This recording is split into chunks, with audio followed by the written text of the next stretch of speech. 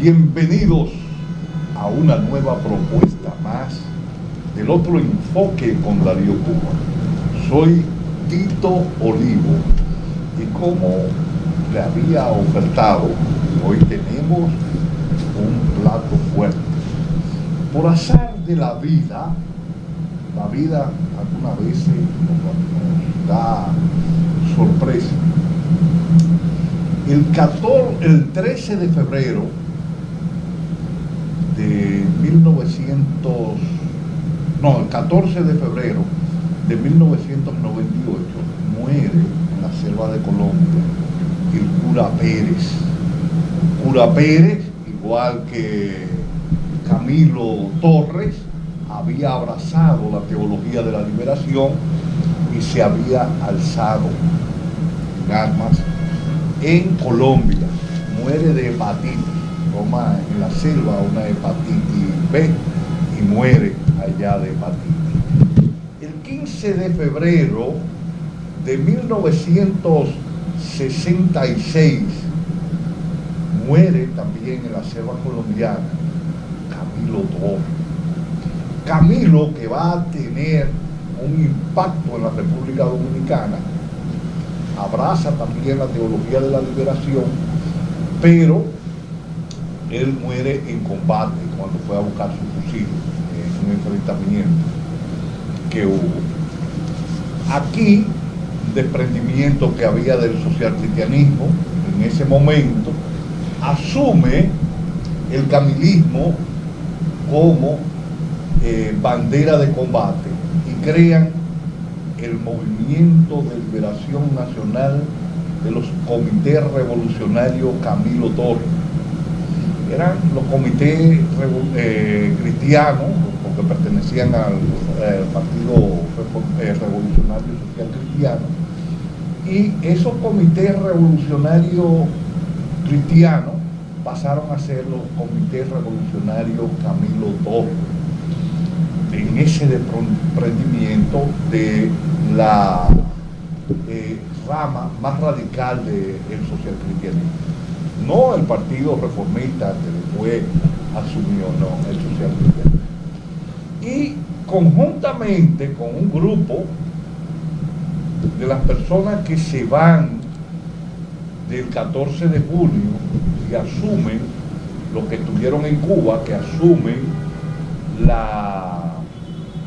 el foquismo, la guerra de guerrilla como método de lucha, van a formar parte de la parte urbana de la guerrilla de Canadá.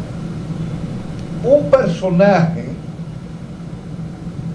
que estuvo involucrado y se entrenó en Cuba, y aquí lo dieron por muerto junto al coronel Francisco Alberto Camaño Deñó, que es Wellington Ascanio Peterson Peter, va a estar con nosotros hablando de la experiencia de él en Cuba, hablando de lo que pasó allá y de lo que se vivió aquí, y hablando de por qué los palmeros y por qué los comandos de la resistencia, por qué los corecatos y todo lo que tiene que ver, todo lo que eso no envuelve. Pero antes quiero decirle que el precio del petróleo, debido a las declaraciones que dio el jefe de la OTAN en el día de hoy, se escaló por encima de los $95 el Brent, cosa que afecta, ahí lo tenemos, que nos afecta grandemente a nosotros en la República Dominicana. El Brent está a 95,63 y el WTI, que es el que sirve para fijar el precio de los combustibles en la República Dominicana, está a 94,24. Tenemos graves problemas, somos una nación importadora neta de energía. Pero antes de irnos a un corte, quiero decirle que usted a las 9 de la noche, todas las noches, de lunes a jueves.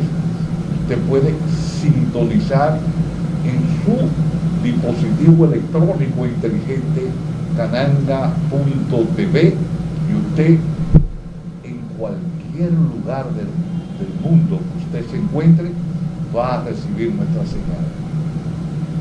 Pero si usted no puede, usted se registra en YouTube y busca El Otro Enfoque con Darío Cuba, y cada vez que nosotros hagamos una propuesta nueva, usted va a recibir nuestra propuesta. Si es de su agrado, usted le da me gusta y la comparte en sus redes de relacionados que usted tenga. Pero también nos puede hacer comentarios. Nos vamos a un corte, pero antes de irnos a ese corte, queremos escuchar Francisco Alberto Caramba. Ese caramba de Francisco Alberto, que dio su vida para que la República Dominicana pudiera tener un nuevo sol que nos iluminara y tratar de romper el lastre de dependencia y pobreza que hemos sufrido por cientos de años. Vamos a escuchar a Francisco Alberto para después irnos a un corte y venir con Wellington Ascanio Peterson Peter.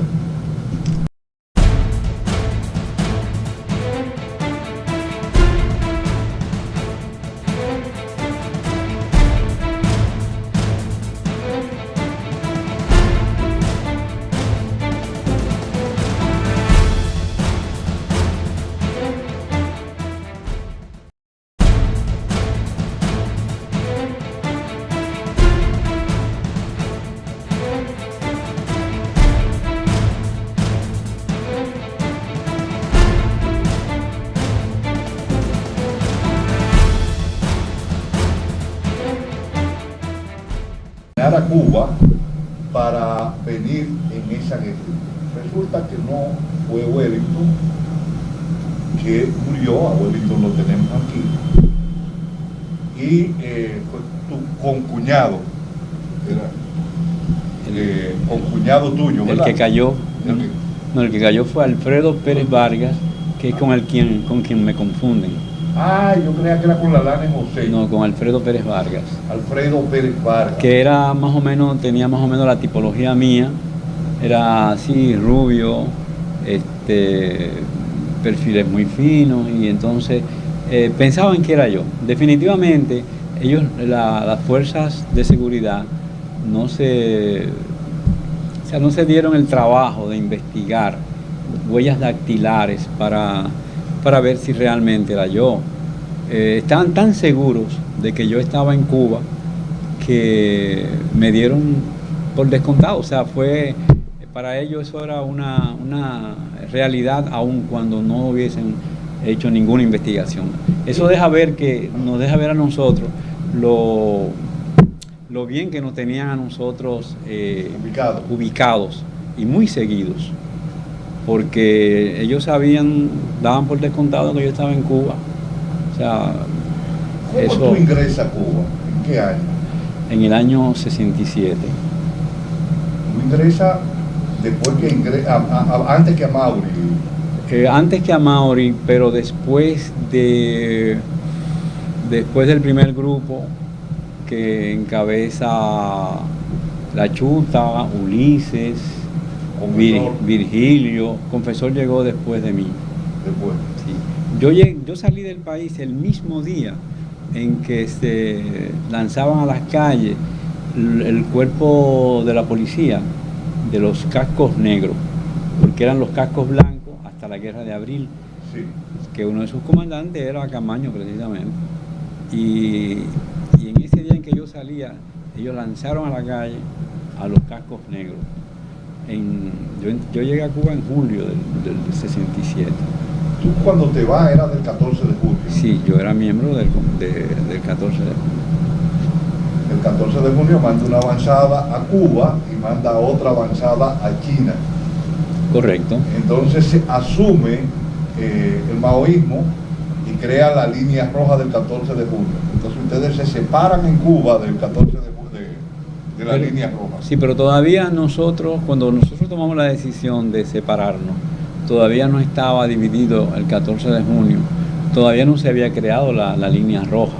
Okay. Nosotros, ya en Cuba, nosotros somos enviados a Cuba con fines, la mayoría de los compañeros, incluyéndome a mí, a entrenarnos, para darle seguimiento a lo que era una línea político-militar del 14 de junio, que propugnaba la guerra en el campo. Y esos compañeros se habían ido a Cuba con ese propósito. Estando en Cuba, se produce el cambio de línea del 14 de junio. Entonces, ante esa situación y con el conocimiento de que Camaño estaba en Cuba y que tenía también ya posibles intenciones de entrenamientos y preparación y desarrollo de un proyecto, decidimos ligarnos, juntarnos a Camaño, unirnos a Camaño. Esa es la decisión que tomamos en Cuba. Y rompemos con el 14 de junio. Y allá se forman los comandos de la resistencia. Sí, allá entonces se crea lo que fue el proyecto estratégico de Camaño en Cuba, y dentro de eso se forma el grupo guerrillero urbano, rural, y el grupo guerrillero urbano, que son los comandos de la resistencia. Ese grupo, que quien lo encabeza es Amaury Germán, que era el segundo al mando del proyecto estratégico, realmente. ¿Y de dónde salen los palmeros? Mira, los palmeros a eso no sé, alguna gente ha tratado de darle a eso como la connotación histórica. Buscarle alguna connotación histórica, alguna raíz histórica, pero eso no tiene esa connotación. Realmente, los compañeros, nosotros nos entrenamos en Pinar del Río. Pinar del Río está lleno de palmeras por todas partes. Y uno de los compañeros parece que las palmeras, nosotros somos los palmeros. La Chuta. Posiblemente la Chuta o Ulises, que también tenían ese tipo de salidas. Y así surge el nombre de palmeros. Ya aquí en el país, entonces, los palmeros es una manera de encubrir posibilidades de detección de un grupo que está trabajando en el área urbana. ¿Tú entiendes? Sí. Pero no hay connotación histórica ni nada de eso. Sí, además los cubanos, como todavía no tenían el nombre, me decían allá que porque habían entrenándose uruguayo, habían de otros, cuando le enviaban la comida le ponían los palmeros, porque sí, ya se había comentado esa definición.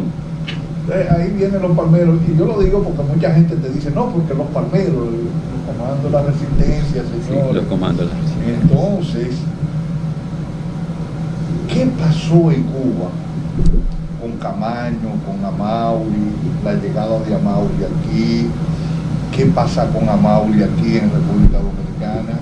¿Qué pasa con ustedes? ¿Qué pasa con Vigilio Gómez Suárez en Cuba? ¿Qué pasa después de la muerte de Amaury? Pero vamos primero en esa etapa de Vigilio Gómez Suárez en Cuba, ustedes, Camaño, esa situación que se da. Mira, cuando yo particularmente analizo los hechos históricos, las cosas que han pasado en nuestro país, y ya las cosas por las que nosotros mismos, por experiencia propia, hemos tenido que pasar, que participar en muchos hechos, exitosamente a veces, y muchos fracasos también. Yo siempre digo que la raíz, la causa de todos estos reveses, no lo pongo ni siquiera como fracaso, sino como reveses, tienen su raíz en los intereses foráneos, los intereses extranjeros, particularmente los norteamericanos. O sea, nosotros en el 1965 fuimos intervenidos. ¿Por qué fuimos intervenidos? ¿Por qué se produce en nuestro país, a raíz de la desaparición de la tiranía, un proceso tan convulso como el que se produce en el país? Todo lo que pasó allá y todo lo que pasó después, fuera de Cuba, es parte de esa raíz. Yo quería poner eso como un preámbulo, digamos. Pero yendo concretamente a la situación particular de nosotros en Cuba,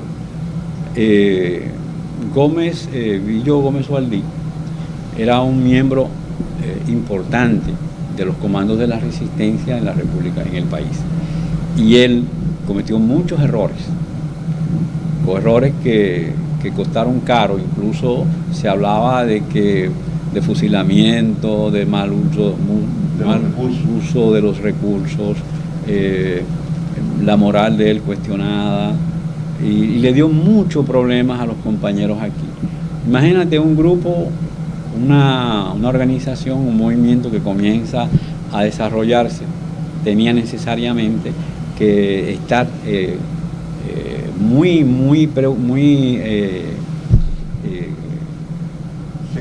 centrado en lo que eran los problemas que tenían. La falta de recursos, los enemigos detrás de ellos, no solamente la seguridad dominicana, todos los sistemas de seguridad del país, de la Fuerza Armada, de la policía, el DNI, la seguridad de los Estados Unidos, metida de lleno en el país, todo eso. Pero entonces además de eso, tener a uno de sus miembros más activos en una actividad semejante, dando dolor de cabeza. Entonces ellos decidieron mandarlo a Cuba, pero mandarlo a Cuba para reeducarlo, como una sanción, para que rectificara. Y llega a Cuba con esa sanción prácticamente.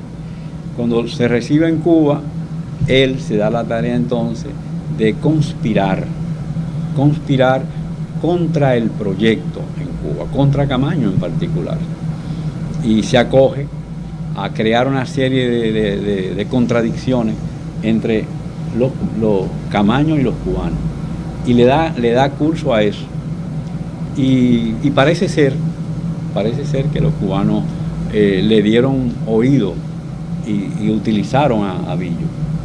Entonces Camaño, cuando se percata de esa situación, imagínate, tiene que tomar sus medidas también y entra en contradicciones con Billo Gómez Suardí.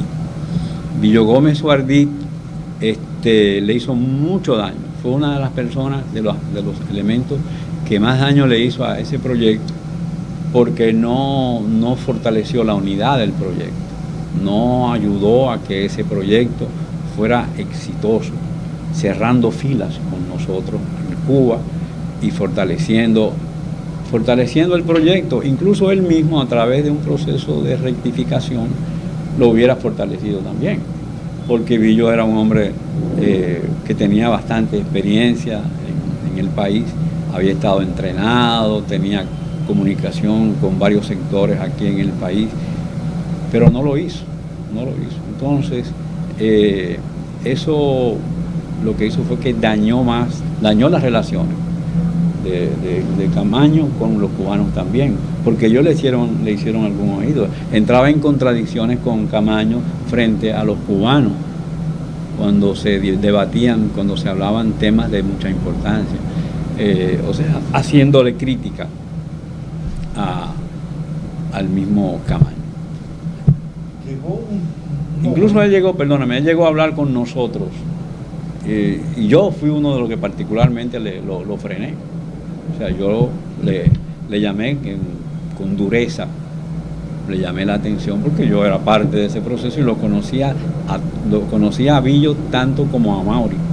Éramos compañeros del 14 de junio desde antes de la Guerra de Abril. Imagínate, entonces éramos parte del Buró Militar del 14 de junio durante los años de 1964. Y yo lo conocía muy bien. Entonces lo enfrenté y le dije: ¿por qué tú haces eso? A Mauri, dejémonos de pendejada. A Mauri es el segundo al mando, y eso hay que respetarlo. Y hay que respetar lo que es la relación de Amaury en el proyecto, y lo que significa para todos nosotros como movimiento revolucionario. inclusive sé que Billo, desde aquí, cuando llegó a Cuba, también comenzó a meter conflictos entre Camaño y Amaury, y comenzó a decirle que Virgilio Perdomo Pérez era miembro de la CIA a Camaño. Correcto. Entonces, eso crea y hace que Camaño llame a Amaury a La Habana y llega y le dice que él está infiltrado por un agente de la CIA, y Amaury le dice: no, eso te lo dijo fulano de tal, pero yo te voy a enviar una persona para que te diga quién es Billo y lo que está diciendo. Si esa persona que tú dices que Virgilio Perdomo es miembro de la CIA, tú puedes estar seguro que yo soy miembro de la CIA, y yo no lo soy, pero te voy a enviar a esa persona. Esa persona era apellido Trifolio, José Trifolio era... Trifolio, pero le decían Papito Matacuero. así es. Y lo mata en Cuba Billo Gómez Suardí. Ya. ¿Tú tienes informaciones? Bueno, fíjate, de las cosas que él comentaba con Camaño para disponerlo con Amaury, está eso también, eso. Esa fue una de las razones principales, acusar a Virgilio Perdomo de ser un agente de la CIA. Porque Virgilio Perdomo utilizaba toda una serie de mecanismos aquí y de recursos personales que tenía. Y eso Billo lo utilizó para decir que Amaury tenía, que Virgilio tenía vínculos con la CIA. Lo de Trifolio, Trifolio conocía muy bien a Billo, y sobre todo conocía las barbaridades que Billo Gómez Suardí había hecho en el país, porque era una de sus manos derechas, su hombre de confianza. Trifolio era un hombre, yo lo conocí muy a fondo en Cuba, porque él estuvo en el campo, en entrenamiento con nosotros tuvimos mucho que ver con su entrenamiento, y era un hombre sencillo, con muy bajo nivel de escolaridad cultural, pero con un alma muy noble, y él nos hizo algunos comentarios, pero sobre todo después que Billo llega, Billo no lo trata como debió haberlo hecho, sino comienza a darle de lado, y con temor de que ante la situación que se le estaba creando en Cuba, que Trifolio fuera a hablar de todo lo que sabía sobre Billo. Y Billo, supuestamente, en una situación, lo mata. Aparentemente se le zafa un tiro. Una pistola nueva que tenía, que no puede argumentarse desgaste, no puede argumentarse nada. Rusa con doble seguro. No era rusa, era... ¿No era Macarena? No.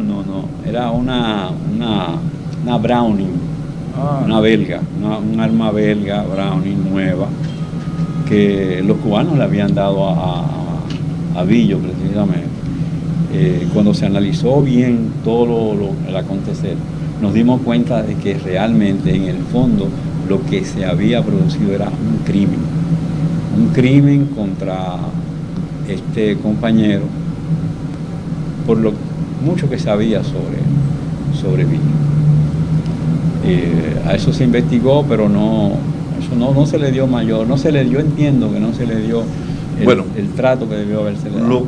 El informe que yo tenía es que los cubanos hacen el peritaje y le dicen a Camaño que Billo lo había matado a él, y se lo entregan para que Camaño lo juzgara. Camaño no quiso fusilar a Billo y lo expulsó de la organización. Billo se fue a Italia y participa con la Brigada Roja en un asalto, y ahí cae preso. Es la información. Yo tuve contacto con una persona que estuvo entrenándolo a ustedes. Era el coronel de tropas especiales del Minin, Francis, el hijo de Camaño, es muy amigo de él porque fue el instructor de Francis, y él fue que llevó el dinero y las armas a las Antillas Menores para cuando Camaño venía para acá. Era el coronel de tropas especiales Roberto Márquez. Sí, yo particularmente... quizá no, él murió. Yo no lo recuerdo. Sí, pero Francis Camaño sí lo conoce muy bien porque Francis estudió milicia allá en Cuba y él fue su instructor. Y un día estaba hablando y Francis me dijo, oh, pero Roberto fue mi instructor y mi amigo. Y después yo hablé con Roberto. Roberto estaba con Armando Jara, él era el asistente de Armando Jara Dávalo allá en Cuba. Murió Armando, murió Roberto, ya toda esa gente, murió Fidel. ¿Qué pasa con la ubicación de los compañeros aquí en República Dominicana? Bueno, antes quería decirle que habían varios frentes allá en Cuba, varios grupos entrenándose. Por un lado estaba César Félix, estaba Melvin Mañón, estaba Perdomo, Tácito Perdomo. César Roja. Y César Roja y César Félix, que tuvieron allá, César Roja, eran del MPD. Estaban por Marianao, en una casa en Marianao, donde estaban recibiendo entrenamiento. Pero por el otro lado están ustedes, que eran de los comandos, y ya entran en alianza con los corecatos. Me imagino que tú en un momento llegaste ya a ser militante de los corecatos. No, mientras estuve en Cuba no. Después cuando estaba aquí. Después que vine de Cuba ya en el año 73, pero a finales del 73, entré en comunicación con los corecatos. Pero antes de eso, en Cuba... ¿Era de los comandos? Yo era de los comandos de la resistencia, yo era del proyecto estratégico de Camaño, que no, Amaury no era de los comandos de la resistencia al margen de lo que era el proyecto estratégico. Sí. Éramos una misma cosa, o sea, uno era rural y otro era urbano. Exacto. Pero era el mismo proyecto, esquema, el mismo grupo, el mismo movimiento, con idénticos objetivos. Entonces, hasta entonces, eso éramos nosotros. Cuando lo que pasa con Tácito Perdomo, con César Roja, con Manuel Matos Moquete también. Sí, que era del MPD. Que era del MPD, e incluso conmigo, o sea, yo aunque era del grupo de los compañeros de los comandos de la resistencia que estaban integrados con Camaño, yo por un problema médico me había visto marginado prácticamente por un tiempo, porque tuve que ir a los hospitales a hacerme operaciones y tratamientos, porque llegué a Cuba con toda una serie de problemas en los huesos, porque tuve un accidente aquí muy violento y allá hubo que operarme, una cirugía de un brazo, entrar en un proceso de rehabilitación. Entonces, mi integración a los entrenamientos con el grupo guerrillero no se dio por eso. Entonces yo me entreno en las tácticas guerrilleras, pero con otro grupo, donde participa Manuel Matos Mosquete, participo yo, y participa una persona que se llama Guigüí. Él no ha tenido ninguna relevancia porque él se marginó. Él no siguió, aunque tuvo buena participación en la Guerra de Abril, pero no se integró en los grupos allá, sino que se fue a Francia y después a los Estados Unidos. Pero Manuel y yo sí nos entrenamos juntos, y cuando regresamos de ese entrenamiento, lo terminamos, nos ubicaron en una casa de seguridad, que es la que tú señalas precisamente. Y ahí yo conozco a Melvin Mañón. Ya yo lo conocía a Melvin, pero convivo con Melvin Mañón Manuel Mato Mosquete, Andresito Ramos Peguero, César Roja, que también estaba en la casa, y pude participar con ellos y conocer su forma de pensar. Por ejemplo, con Andresito Ramos Peguero amanecíamos discutiendo porque él no creía en el foco guerrillero, ya él tenía una visión diferente. Sí, porque el MPD tenía una visión muy diferente a la que teníamos en los colecatos y en los Sí, pero él no hablaba a nombre del MPD, él hablaba como Andrés Ramos Peguero, sí, en función de lo que él, de lo que era su experiencia. Y en el caso de Tácito y de Manuel, ellos sí eran del MPD, y ellos se comunicaron con los cubanos, o los cubanos se comunicaron con ellos y me integraron a mí para solicitarle a él ver la opinión de ellos en la posibilidad de integrarse con Camaño a su proyecto. Y ellos deciden que sí, que iban a hablar con Camaño y se iban a poner de acuerdo para integrarse. Pero luego ellos entonces echan hacia atrás y no cumplen con su palabra con los cubanos y no se reúnen con Camaño.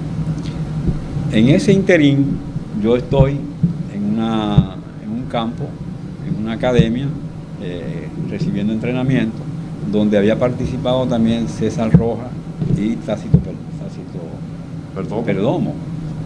Y incluso ellos se habían acercado a mí porque ellos salieron de la academia y me dejaron a mí, y iban allá y me veían y me decían, mira, Camaño se llama Román, y es una persona así, vamos a hablar con él, y estaban muy entusiasmados. Y un día van y me dicen todo lo contrario.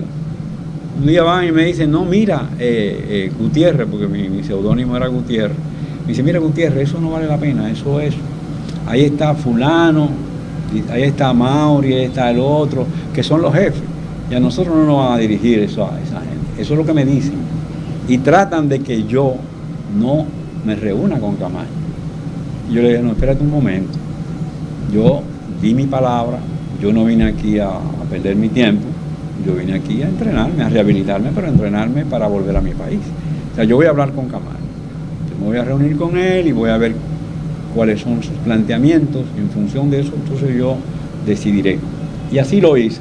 Pero ellos que habían dado su palabra a los cubanos lo sancionaron. ¿Cómo lo sancionaron? Lo mandaron para una granja. Lo mandan para una granja a trabajar. ¿Tú entiendes? Después supe que César había salido, a César creo que lo matan en Nueva York, y los otros compañeros, pues, después no sé cuándo ni cómo Tácito llega al país, pero Manuel Mato Mosquete se queda en Cuba, sí, participa de todo eso, de las sanciones que le ponen, y en un momento él pide volver, él pide entrar a la organización, al proyecto, y Camaño me llama a mí para que yo hable con Manuel Mato Mosquete para captarlo. Y porque yo había hablado con Camaño sobre Manuel. Manuel, yo lo conocía, Manuel era una persona muy íntegra y duro, una persona con mucha voluntad, una persona muy íntegra, y había hablado bien de él con Camaño, y Camaño dice, bueno, pues tú eres la persona más indicada para hablar con él. Él está pidiendo integrarse a la organización, habla con él, las puertas están abiertas, siempre y cuando él se avenga a lo que son nuestro proyecto, lo que son nuestra visión estratégica, lo que es nuestra visión estratégica, nuestros métodos, y si él lo hace, pues nosotros no tenemos ningún problema, que venga. Y así sucede. Los cubanos me llevan donde él, yo hablo con él, y él me recibe diciéndome, óyeme, qué cosa, Gutiérrez, el que a buen árbol se arrima, buena sombra lo cobija. Buena sombra lo cobija. Eso me dice Manuel. Y yo le digo, bueno, compañero, así es. Y entonces él se integra. Pero los otros no. Los otros habían corrido una suerte diferente. Esa fue la realidad. En Cuba pasaron muchas cosas, sí, pero son muchas cosas que quizás en este espacio no tengamos el tiempo suficiente para poderlas hay que hacer varios programas. Habría que hacer varios programas, ¿Tú entiendes? Porque fueron muchas las cosas. Porque, bueno, allá se entrenó Héctor Otero, que era de los Corecatos, sí. Y se entrenó también Luis Felipe, que tenía el nombre de José, que era de los Corecatos. Bueno, él llegó como los comandos y allá ingresó a los Corecatos, porque siempre había... Sí. Porque los comandos y los Corecatos se unieron y se creó el MLN Corecato-CR, Comando de la Resistencia. Sí. ¿Eso era la muerte de Amaury o fue antes? Eso a la muerte de Amaury, pero los Corecatos ya habían dado una muestra muy palpable de integrarse a los comandos y a ese proceso con Camaño a la cabeza. La mayoría de esos compañeros, gente sumamente buena, con mucho nivel, con mucha conciencia, mucha capacidad, y dieron la talla, sin lugar a dudas. A mí me tocó en algún momento tener algún contacto con ellos, pero ellos se integraron principalmente a los entrenamientos de los grupos urbanos, ahí principalmente. Estuvieron en la guerrilla rural también, pero yo no participé yo no tuve ese contacto con ellos. Es importante lo que estamos hablando hoy para llegar. Camaño, ¿cómo se enteran ustedes de lo que pasó el 12 de enero allá en Cuba? Bueno, nosotros tuvimos tanto tiempo en Cuba, nosotros tuvimos varios años en entrenamiento en la Loma. Nosotros tuvimos eso es un error, eso crea conflicto. A mí me decía Roberto que la guerrilla son 9 meses de entrenamiento y para allá, que después del año viene la conflictividad, porque tú dejas tus familiares, dejas todo tu cosa y toda tu gente, tú no sabes lo que está pasando con tu mujer, con tus hijos, con tu padre, con nada. Y ya hay una situación de malestar ideológico. Sí. Eso es, en alguna medida, eso es normal. Nosotros nos pasamos en Cuba, en la Loma, bueno, 69, 70, 71, 72, 73. Casi 3 años subiendo y bajando Loma, cambiando, inventando prácticamente para poder permanecer allí. Y déjame decirte, muchos de esos compañeros no tenían el nivel, como dije al principio, no tenían niveles de educación, o sea, a veces no sabían ni leer ni escribir, no tenían mucha formación política. La formación política era prácticamente cero. Eran gente del pueblo muy buena, pero con sus limitaciones. Entonces, con familias aquí, con una comunicación muy poco abundante, así de cada año un día venía una comunicación. Por ejemplo, a mí el único que me escribe a Cuba es Amaury. Yo rompí mi comunicación con mi padre, que estaba en los Estados Unidos, con mis hermanos, con todo el mundo. Nadie sabía dónde yo estaba. Yo me fumé. Ahora Amaury fue el único que me escribió una comunicación, una carta. Después más nadie, porque yo sabía muy bien lo que estaba. Yo quemé, como dicen, mis naves. ¿Tú te das cuenta? Pero esos compañeros no. Tenían esposas, tenían sus hijos, tenían la preocupación de conocer, saber de ellos, su estatus. No pensaban que iban a durar tanto tiempo fuera del país, en Cuba. Y la cosa se alargó demasiado. El proyecto sufrió muchos golpes de diferentes fuentes, pero yo te digo, principalmente el trabajo que normalmente hace el enemigo. El enemigo no se duerme. Así como tú no te duermes en un proyecto, si es que no te duermes, a veces uno se duerme. Pero si tú no te duermes, el enemigo se duerme menos que tú. El enemigo está ahí, activo.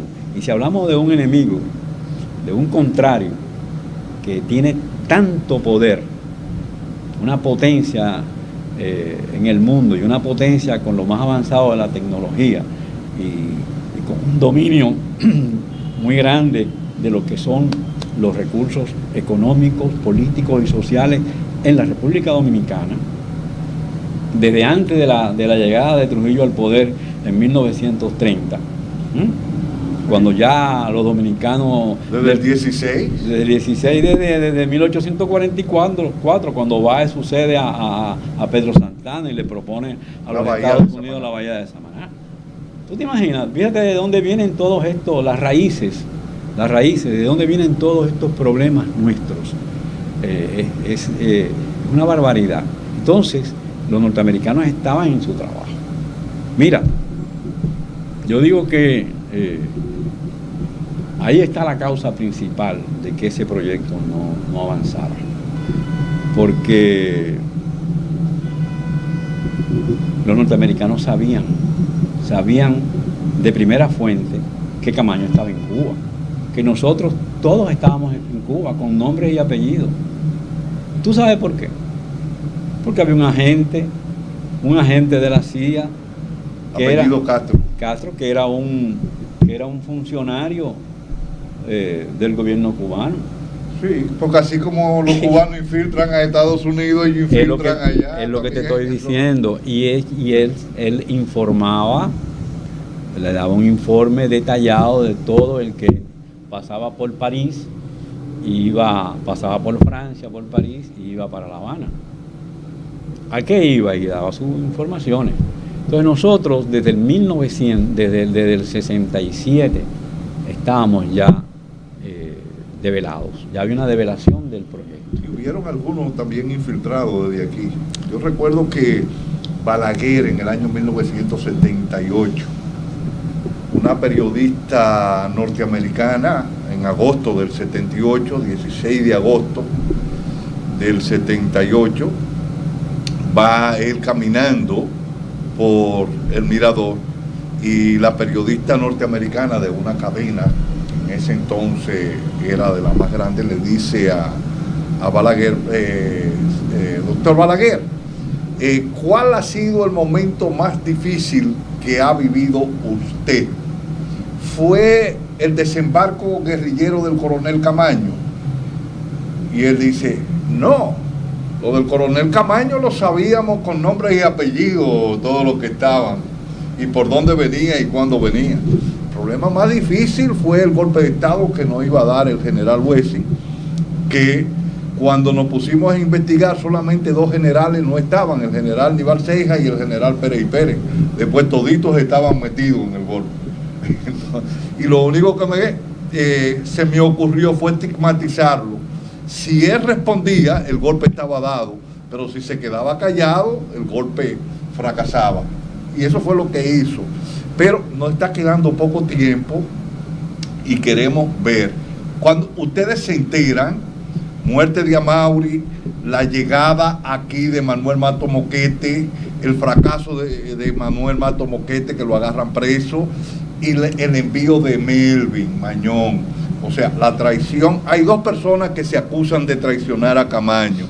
A Melvin Mañón, que da una información falsa aquí, y también se acusa a Héctor Lachapelle Díaz, que se había comprometido con Camaño, inclusive había recibido $10,000 para él con un grupo de militares constitucionalistas alzarse cuando Camaño llegara aquí.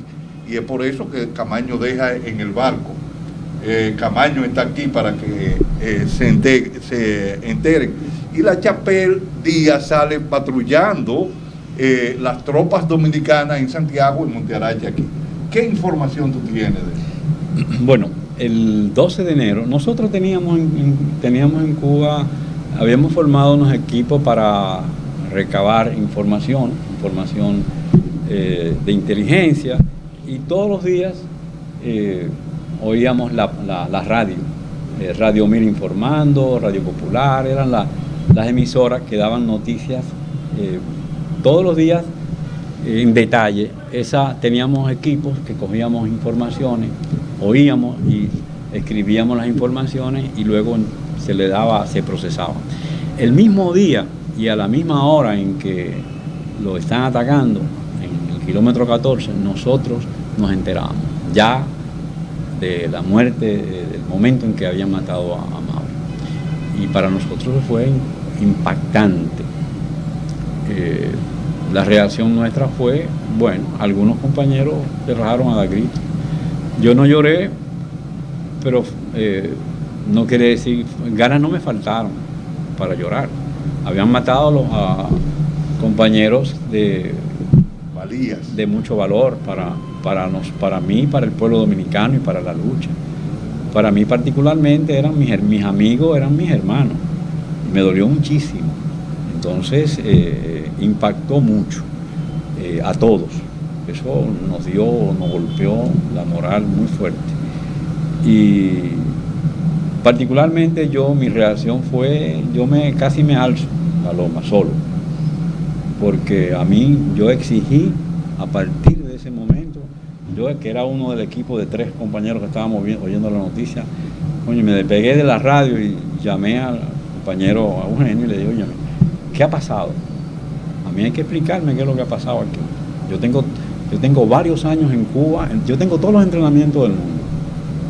Y tengo 100 tiros en mi cintura y un FAL. Y tengo varios años de entrenamiento. Por aquí han pasado mucha gente. Yo quiero saber qué es lo que ha pasado. ¿Por qué esos compañeros han muerto solos? ¿Por qué ni una sola gente se ha integrado con ellos? Y entonces, nada, en eso llega Camaño y me encuentra discutiendo con Eugenio. ¿Y qué pasa? ¿Qué pasa con...? ¿Qué es lo que está pasando? Eugenio era Lalane José. Lalane José. Sí. Excelente hombre. Sí. Era tu concuñado. Sí. El mejor de ese grupo. Déjame decirte, Juan el Fiero. Juan era excelente. Excelente, Juan. Manuel, excelente. Payero Ulloa, excelente. Óyeme, pero Eugenio era yo digo que era el alma de la guerrilla, de ese grupo. Ese grupo no se dividió antes, porque Eugenio estaba presente, porque fue capaz de manejar políticamente la situación. Sí, entonces, bueno, ya que por cierto, Fran Freddy, que es cuñado mío también, se rabó a dar gritos y Hanley le llamó la atención. Y yo tuve que intervenir y decirle, no, espérate un momento, Hanley, ¿qué es lo que pasa? Déjalo que llore. Claro. Cuando cogieron a Alfredo, a Manuel, tú te rajaste a dar gritos. Y todo el mundo lo que hizo fue que se echó a reír. Pero ahora acaban de matar a 4 compañeros. 4 compañeros que se han fajado con las Fuerzas Armadas, con el Ejército, la Aviación, la Marina, los norteamericanos y la policía. Y tú crees que no hay razón para que lloren. Y entonces él se frenó. Pero bueno. Traición como decía de tú, Melvin, pero bueno. Porque todo lo que comienza termina. Traición de Melvin y de Héctor Lachapelle Díaz. Mira, sobre Héctor Lachapelle Díaz, yo no tengo... yo tengo la información de que recibió $10,000 para atender a la hija que tenía problemas. Sí, yo he escuchado eso, pero no tengo, fuera de ese tipo de información, no tengo así nada que me lleve a darle esa... Yo sé que hubo... el compromiso y que incluso ha habido... se le acusa de eso. En el caso de Melvin Mañón, yo lo conocí muy bien en La Habana porque estuvimos juntos varios meses en una casa de seguridad y yo sabía la calidad de él, ideológica, política, lo conocí muy bien. Cuando yo me enteré y tuve varios entrenamientos con él que no fueron de guerrillero, no fue en la guerrilla rural. Y cuando me enteré de que él era el encargado de la seguridad, el jefe prácticamente del grupo de inteligencia de la guerrilla de Camaño, yo me espanté. Y se lo dije a Román. Le dije, Román, yo no estoy de acuerdo con eso. Esa persona no tiene las condiciones para estar en esa posición. Y Román Camaño me dijo, bueno, Gutiérrez, vamos a ver. Pero eso se quedó ahí. Más de ahí no pasó. Para mí fue un error haberle dado a Melvin Mañón tanta responsabilidad, porque después entonces me entero de que él también jugaba un papel de agente de los cubanos.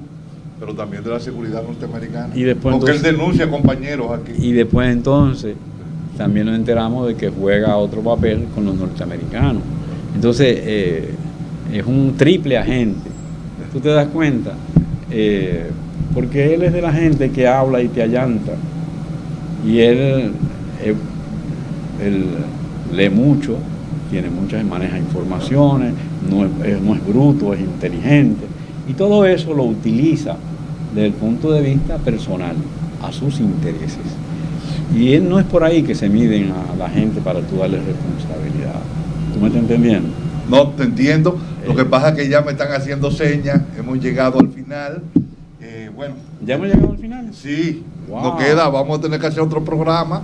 Yo quería decir algo antes de que terminemos, sí, si me lo permite, lo voy a decir breve.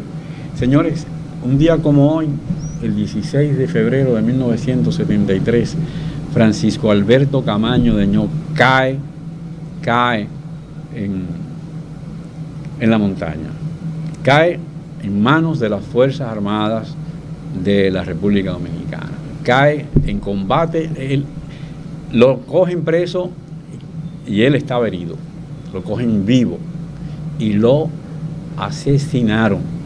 No se puede decir que fue un fusilamiento, hay que decir que fue un tiro a mansalva, un tiro en la frente a mansalva a un hombre que fue héroe nacional de la República Dominicana, expresidente de la República Dominicana. Es un héroe nacional al que la juventud, particularmente la juventud dominicana, y ese es el mensaje que yo quiero dar, la juventud dominicana debe prestar atención. ¿Quién fue Francisco Alberto Camaño de Ño? ¿Qué hizo por la República Dominicana? ¿Qué hizo por la soberanía, por la independencia y las libertades de este país? ¿Qué hizo para que el país pudiera avanzar? Los jóvenes tienen que ver eso y entender que todavía en la República Dominicana no se ha hecho lo que hay que hacer, lo que Francisco Alberto Camaño quería hacer. En Cuba, Francisco Alberto Camaño se dio a estudiar, a investigar, un hombre que sufrió un cambio tremendo por su país. La juventud debe buscar, debe investigar a la vida de estos hombres y particularmente de Camaño. 49 años después, señores, la juventud tiene, sobre todo en que es un momento tan difícil del país. Difícil no porque haya un gobierno malo, no, difícil porque ahora mismo en nuestro país, que somos parte de un contexto internacional, está viviendo una situación de dificultades que se va a agudizar, porque el mundo está atravesando una situación grave. El mismo Tito señalaba cuando comenzó el programa cómo el petróleo va subiendo. ¿Pero por qué? Por las declaraciones que se dan. Y detrás de esto está la situación de Ucrania, señores. Está la posibilidad de que Rusia haga una intervención en Ucrania y de que la reacción de los Estados Unidos se va a producir. Entonces hay una situación grave, pero hay una situación grave en el país porque nosotros somos un país dependiente y nosotros todavía no hemos logrado producir para abastecer las necesidades que tenemos. Dependemos de los Estados Unidos y dependemos de un mercado exterior que se va a complicar. La juventud tiene que ponerse a pensar. Y hay otros elementos más que pudiéramos analizar, pero el programa ya prácticamente ya se pasó. Nos dieron un pedacito más. Bueno, hemos llegado al final del programa. Como le dije, era un programazo. Este programa se transmite El Otro Enfoque con Darío Cuba de lunes a jueves, porque el viernes viene Miriam con Belleza es algo más. Muchas gracias y nos vemos mañana.